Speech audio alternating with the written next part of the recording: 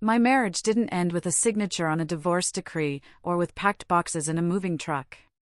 It ended, definitively and irrevocably, with a single phone call in the dead of night. A stranger's calm, professional voice on the other end of the line delivered a sentence that didn't just tell me my wife had been in a terrible accident, it annihilated every truth I thought I knew about my life. And the most shocking part? The moment I understood the full implications of that sentence, I stopped caring if she lived or died. I know how that sounds. Cold. Unfeeling. But let me explain why I'm not the villain in this story. My name is David, and I'm 33 years old.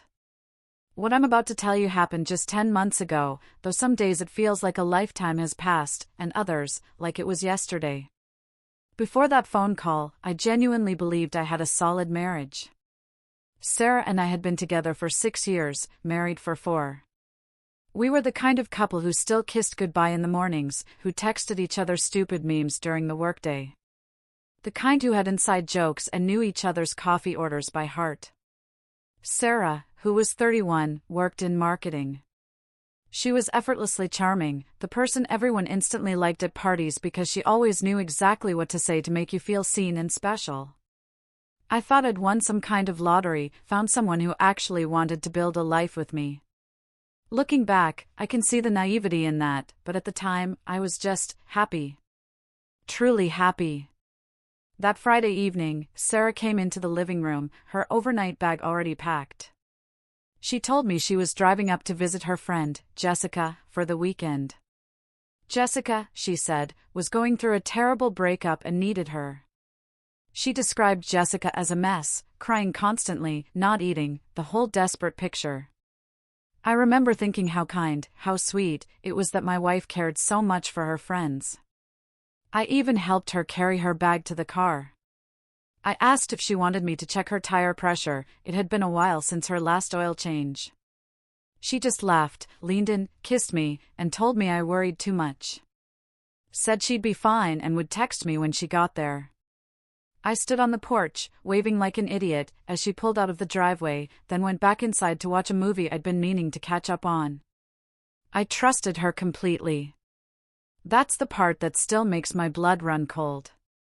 I trusted her so profoundly that I didn't question a single word. Her text came around 9 that night. She'd arrived safely, she said, and Jessica was even worse off than she'd imagined. I sent back a heart emoji and told her to give Jessica a hug for me. Then I went to bed alone, feeling grateful I'd married someone with such a big heart, drifting off to sleep assuming my wife was being a good friend. Saturday morning, I woke up expecting another text from Sarah. Maybe a photo of her and Jessica having breakfast, or doing some kind of self-care ritual. Nothing. I figured they'd slept in. By noon, a little thread of unease started to unravel, but I pushed it down. I didn't want to be that husband, checking in every 5 minutes. By 6 in the evening, after 3 unreturned texts and 2 calls straight to voicemail, the unease had blossomed into full-blown worry. You know that feeling, right? When something's wrong, but you can't quite name it? That was me. By 1 in the morning, I was pacing. I debated calling the police. I was literally looking up the non-emergency number when my phone rang. Unknown number. My heart hammered against my ribs. I snatched it up, hoping it was Sarah, maybe she'd lost her phone. The woman on the other end asked if I was David Miller. Her voice had that precise, professional calm that medical personnel use when they're about to deliver news you never want to hear. I confirmed it was me. She told me she was calling from Metro Health Hospital. Sarah had been admitted an hour ago following a vehicle accident. She was stable, the nurse explained, but had sustained injuries and I needed to come in as soon as possible. Everything went blurry for a second. My wife was in the hospital. She'd been in an accident. She could have died. I blurted out that I was coming, 20 minutes, tops. I asked if she was okay, what had happened. The nurse explained a concussion, several lacerations, a possible fractured rib. She said Sarah was conscious and asking for me. But then, she added something that stopped my blood dead in my veins. "Sir," she said, her voice still perfectly level, "I need to inform you that your wife was not alone in the vehicle." I froze. My brain stalled, trying to process the words. What did she mean? "The other passenger in the vehicle was a Mr. Mark Jensen," she continued. "He was also injured and is currently being treated in the emergency room." Silence. Complete, absolute silence. Not the kind where you're searching for words. The kind where every single thought in your head has been deleted, replaced by a single, screaming question mark. Mark Jensen. I knew that name. Sarah had mentioned him before. Always casually, always in passing. He was an artist, she'd said, did freelance design work. They'd met at some networking event her company hosted months ago. She'd said he helped her connect with a graphic designer or recommended some gallery downtown. Mark, the guy she'd never once suggested I meet. The guy whose name came up just often enough to seem normal, but never enough to seem suspicious. The nurse asked if I was still there. I managed a weak yes. She asked if I would be coming to the hospital tonight. I looked around my living room, at the couch where Sarah and I had watched movies, at the photos on the wall from our wedding day, at the coffee table where just yesterday morning we'd had breakfast and she complained about her boss, and I'd listened like a good husband. I thanked her quietly for calling, said I appreciated her letting me know. She started to say something about Sarah asking for me, but I hung up before she could finish. I set my phone down on the kitchen counter, very carefully, like it was made of glass and might shatter if I wasn't gentle. Then I sat at the table and stared at the wall. It might have been 5 minutes, might have been 5 hours. I honestly couldn't tell you. My wife had lied to me. She hadn't gone to see Jessica. She'd gone to be with Mark Jensen. She'd looked me in the eyes, kissed me goodbye, let me help her pack her bag, and then driven off to spend the night with another man. And then, at 2 a.m, they'd crashed, coming back from wherever they'd been together. I didn't cry. I didn't yell. I didn't throw anything or punch the wall or do any of the things you see in movies when betrayal hits. I just sat there, feeling like someone had reached inside my chest and scooped out everything that made me human, leaving behind an empty shell that still knew how to breathe. That's when my marriage ended. Not when I filed the papers. Not when I moved out. It ended right there, sitting at my kitchen table at 2:30 a.m, still wearing the t-shirt I'd slept in, holding a phone that wouldn't stop buzzing with calls from the hospital. Calls I wasn't going to answer. My wife was in the hospital asking for me, and I wasn't going to go. Everyone would think I was a monster, and I didn't care. Because the person I'd promised to love in sickness and in health had just revealed herself to be someone I didn't even know. Let me pause here, because I know what some of you are thinking. You're thinking I should have gone to the hospital. That I should have, at the very least, made sure she was okay before making any decisions. And maybe you're right.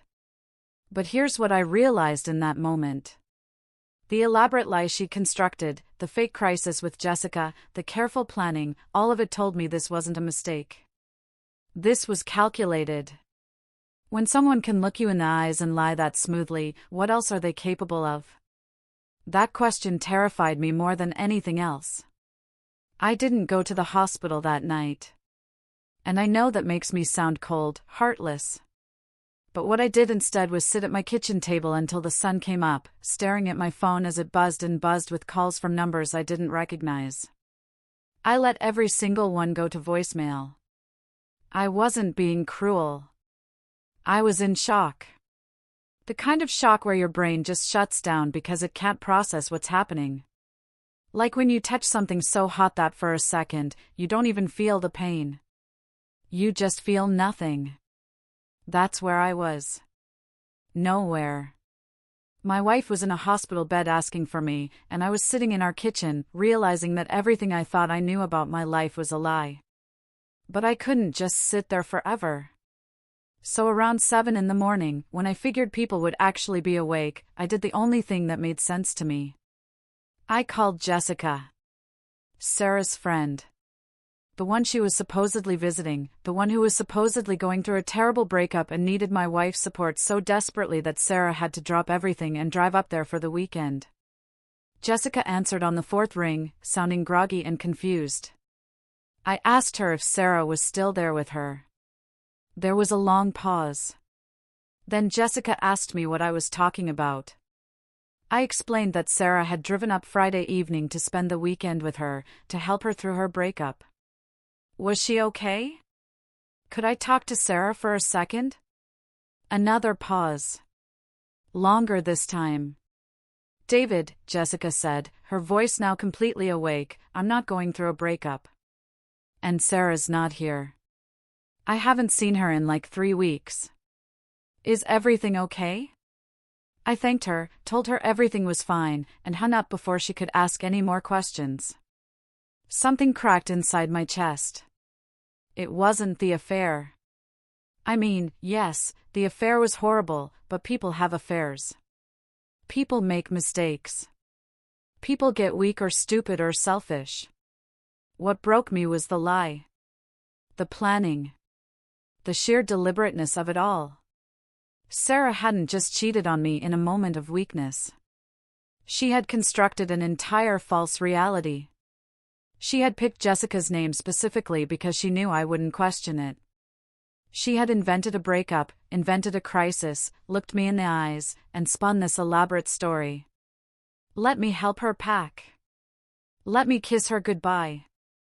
Let me worry about her tire pressure, for crying out loud. She had texted me from wherever she actually was, pretending to be at Jessica's place, telling me Jessica was worse than expected. Every single word was calculated. Every single moment was a performance. And I had believed all of it because I trusted my wife. I needed to see the car. I don't know why, exactly. Maybe I thought seeing the physical evidence would make it real.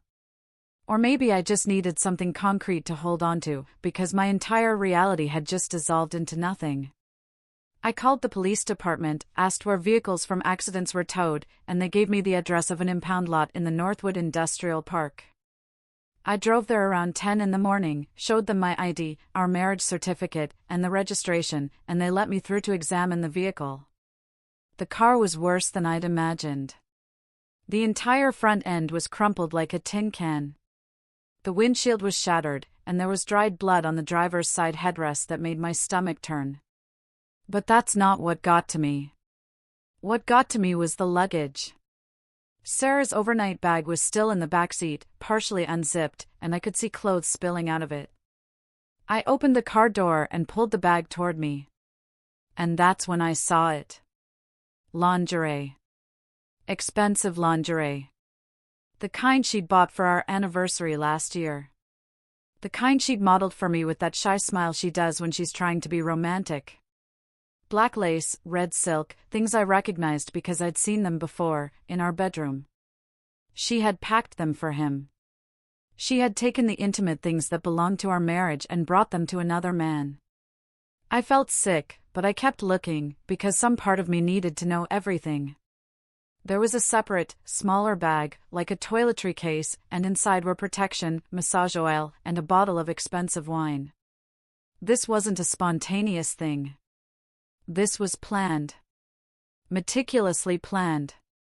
Then I saw the car seat. Our nephew's car seat, still strapped into the back seat where I'd installed it 2 weekends ago when my brother and his family had visited. Sarah had seen that car seat. She had looked at it, known it was there, and still gotten into this car with Mark Jensen to drive to wherever they were going. She had been willing to risk not just her own life, but potentially a child's life if circumstances had been different. If my brother had needed us to babysit. If anything had changed in the plan. That's when something fundamental shifted in me. Up until that moment, part of me had still been thinking of Sarah as my wife, as someone I loved who had hurt me, as someone I might eventually forgive or at least understand. But standing there, looking at that car seat, I realized I was looking at the wreckage left by someone I didn't know at all. The Sarah I married would never have been this reckless. The Sarah I married would never have planned something this elaborate. The Sarah I thought I knew didn't exist.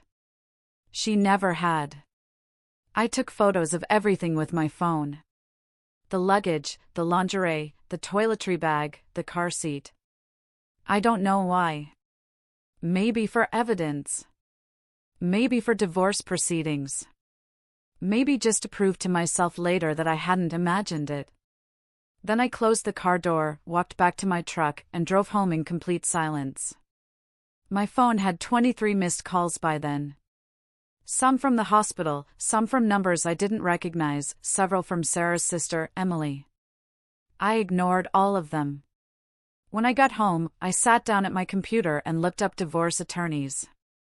I read reviews, compared prices, checked credentials. I did it the same way I'd research a new laptop or a vacation destination. Methodically. Emotionally detached. Because if I let myself feel anything, I was going to fall apart. I scheduled a consultation for the following week with a guy who specialized in high-conflict divorces. Then I went into our bedroom and started pulling my clothes out of the closet. I wasn't moving out. Not yet. But I needed to separate my things from hers, because I couldn't look at our shared closet anymore without wanting to burn everything in it. Emily, Sarah's sister, called again that afternoon. This time, I answered. She was crying, asking me where I was, why I hadn't come to the hospital. Didn't I care that Sarah was hurt? What kind of husband abandons his wife when she's injured? I let her finish. Then I said, very calmly, that I couldn't be around someone who had lied to me so completely, and that I was filing for divorce. Emily went quiet. Then she asked what I was talking about. What lie? And I realized Sarah hadn't told anyone the truth. Of course she hadn't. So I told Emily everything. About calling Jessica. About the fake breakup story. About Mark Jensen being in the car. About the lingerie and everything else I'd found in the overnight bag. Emily didn't say anything for a long time. Then she said she needed to process this and that she'd call me back. She hung up. She didn't call back that day. And when she did start calling again a few days later, it was to beg me to visit Sarah anyway, because family is family. I guess blood really is thicker than water. Or maybe she just couldn't accept that her sister was capable of something like this. Here's what I want you to understand. I'm not telling you this story to get sympathy or to prove I was right. I'm telling you because I think a lot of people stay in situations like this out of guilt or obligation or because they're worried about what other people will think. And I want you to know that sometimes, the kindest thing you can do for yourself is walk away from someone who has shown you exactly who they are. That night, I slept in the guest bedroom for the first time in 4 years. I stared at the ceiling, thinking about car seats and lingerie and telephone poles and lies. And I realized something that should have been obvious from the beginning. I wasn't grieving my wife. I was grieving a person who had never actually existed. Sarah called me on Monday morning from the hospital. I almost didn't answer, but something made me pick up. Maybe I wanted to hear what she'd say. Maybe I needed confirmation that I was doing the right thing. I don't know. Her voice was weak and shaky. She asked me where I was, why I hadn't come to see her. Didn't I care that she'd been hurt? She said she'd been asking for me for 3 days and nobody would tell her where I was. She sounded genuinely confused, like she actually couldn't understand why her husband wasn't sitting by her bedside, holding her hand. I didn't say anything at first. I just listened to her breathe on the other end of the line. This woman I'd shared a bed with for 4 years, and I felt absolutely nothing. Then I told her, very calmly, that I knew about Mark Jensen. There was silence. Not the kind where someone's thinking of what to say. The kind where someone's entire world just collapsed and they're trying to figure out how to rebuild it fast enough to salvage something. Then she started crying, saying it wasn't what I thought, that she could explain, that it was complicated, and I needed to come to the hospital so we could talk in person. I asked her if she'd been with him that night. More silence. Then she said yes, but that I didn't understand the whole situation. I asked her if she'd lied about going to see Jessica. She said yes, but she'd only done it because she didn't know how to tell me the truth. I asked her if she'd packed our anniversary lingerie in her overnight bag to wear for another man. She didn't answer that one. Instead, she started talking about how much pain she was in, how scared she'd been when the car crashed, how she'd thought she was going to die, and all she could think about was me. I told her I'd spoken to Jessica, that I'd seen the car and everything in it, and that I'd already contacted a divorce attorney. She lost it. She started screaming at me through the phone, calling me heartless, asking how I could abandon her when she was lying in a hospital bed, saying I was a monster for caring more about my pride than about her safety. I let her scream until she ran out of steam. Then I said the only thing that mattered: you looked me in the eyes and lied to me. I told her that she'd planned this, that she'd used our friend as a cover story, that she'd let me help her pack a bag full of lies, and that I couldn't trust a single word that came out of her mouth anymore. She went quiet again. Then she said something that made me realize just how far gone we really were. She said that what hurt her most wasn't the accident, wasn't even losing me, but that I was being so cruel when she needed me most. Like she was the victim here. Like I was the one who'd done something wrong. The pressure came from everyone after that. Emily called me regularly for 2 weeks, begging me to at least visit Sarah once, to give her a chance to explain in person, to show some basic human decency. I don't know if Emily didn't believe what I told her about the affair, or if she just thought family should stick together no matter what, but she genuinely seemed to think I was the bad guy in this situation. Sarah's parents called me too, her dad especially, saying I was making a mistake, that marriages go through rough patches, and you don't just throw away 4 years because of one night. One night. That's what they kept calling it, like it was a drunk kiss at a party and not a premeditated weekend getaway with another man. I tried explaining it to them, but nobody wanted to hear it. They didn't care about the lies or the planning or the fact that their daughter had used our mutual friend as an alibi. All they saw was an injured woman recovering at her sister's place and a husband who wouldn't come see her. I was the villain in their story, and nothing I said was going to change that. My own friends were split. Half of them understood and supported my decision. The other half thought I was being too harsh, that I should at least wait until she was fully recovered before making any major decisions. But here's what nobody seemed to get. This wasn't about the hospital. This wasn't about her being hurt. This was about the fact that the person I'd married didn't exist. The woman recovering at her sister's apartment was a stranger who'd been wearing my wife's face for who knows how long, and I couldn't trust anything about her anymore. How do you forgive someone when you don't even know who they really are? That's not a rhetorical question. I genuinely don't know the answer. I filed for divorce 5 weeks after the accident. Sarah was out of the hospital by then, staying with Emily, and my attorney served her the papers at her sister's apartment. I didn't do it to be vindictive. I did it because every day I waited was another day I was lying to myself about whether this marriage could be saved. It couldn't. Some things you can come back from, and some things you can't. And this was the kind of betrayal that burns the bridge so completely that there's nothing left to rebuild on. The divorce process was ugly. Sarah fought me on everything: the house, the savings, the furniture. Like if she could just keep enough pieces of our life together, then maybe it would prove the marriage had meant something. Her attorney painted me as cold and unforgiving, said I'd abandoned my wife in her time of need, tried to make the affair seem like a one-time mistake that I was blowing out of proportion. My attorney presented the evidence, the phone records I'd subpoenaed, showing months of calls and texts between Sarah and Mark. We each had our own phone plans through our jobs, so I'd never seen the bills. The credit card statements showing hotel rooms and restaurants I'd never been to, charges I'd never questioned because we kept our finances mostly separate, and I trusted her. The photos I'd taken at the impound lot. It wasn't one night. It had been going on for almost 7 months. 7 months of lies.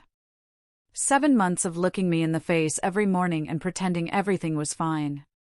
7 months of planning and covering tracks and playing the role of faithful wife while living an entirely separate life I knew nothing about.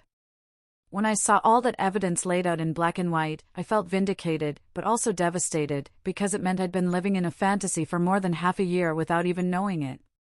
7 months after the accident, after the divorce was finalized, and the house had been sold, and we'd divided everything down to the last coffee mug, I called Sarah one final time. Not because I wanted closure, or because I'd forgiven her, or because I thought there was anything left to say that mattered. I called because I needed her to understand one thing that I don't think she ever had. When she answered, I could hear the hope in her voice. Like maybe this was me calling to say I'd made a mistake, that I wanted her back. I didn't let her talk. I just told her the truth as clearly as I could. I didn't leave because you were in that car with him, I said. I left because you were willing to lie so easily, to plan so carefully, to risk so much just to have what you wanted. I left because I realized that if you could do all that, then I had no idea what else you might be capable of, and I couldn't spend the rest of my life waiting to find out. She was quiet for a long time. Then she said something about how I'd never understand what it was like to feel trapped, to need something I couldn't give her, to be desperate enough to make bad choices. Like that explained anything. Like that made it okay. I told her I hoped she found whatever she was looking for, that I genuinely meant that, but that I couldn't be part of her life anymore because I didn't know who she was, and I didn't trust who she might become. Then, I hung up.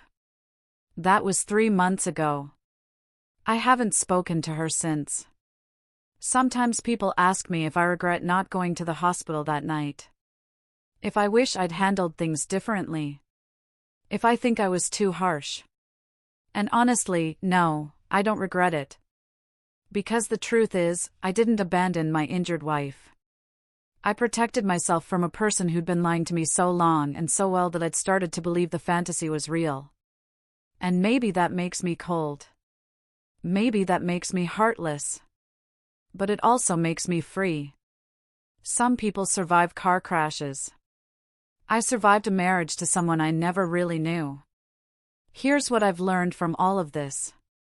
Trust isn't just about believing someone won't hurt you. It's about believing that if they do hurt you, it'll be because they made a mistake, not because they planned it. Sarah didn't make a mistake. She made a series of calculated choices over 7 months. And each one of those choices told me exactly who she was. I just wish I'd been paying attention sooner. If there's one thing I want you to take away from my story, it's this: when someone shows you who they really are, believe them the first time. Don't wait for the second chance or the explanation or the apology. Just believe them and act accordingly. It might save you months or years of living in a lie. And to everyone out there who's ever felt guilty for walking away from someone who hurt them, you don't owe anyone your suffering. Not your spouse, not your family, not your friends, and definitely not strangers on the internet who think they know better. You owe yourself peace. And sometimes peace means walking away from people you once loved. That's not cruelty. That's survival. Was I wrong for not going to the hospital?